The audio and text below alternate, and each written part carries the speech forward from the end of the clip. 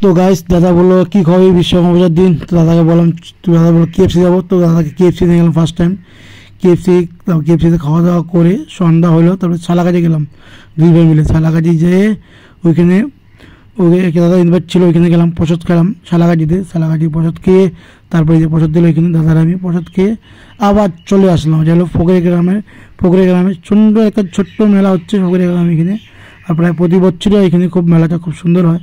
তো দাদার আমি ফকিরে গ্রাম চলে আসলাম, এখানে প্রচুর ভিড়।